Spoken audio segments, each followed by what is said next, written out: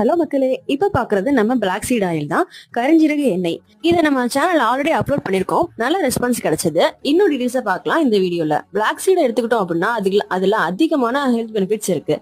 Overall பாடி ஹெல்த்துக்கு ரொம்ப ரொம்ப நல்லது.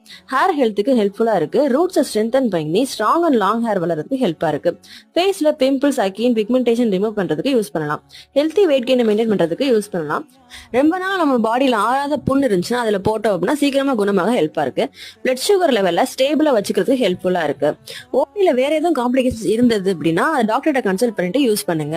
பிளட் சர்க்குலேஷனை ரெகுலேட் பண்றதுனால ஓவரால் பாடி ஹெல்த்தியா வச்சுக்கிறதுக்கு நம்ம பிளாக் சீட் ஆயில் யூஸ் பண்ணலாம்.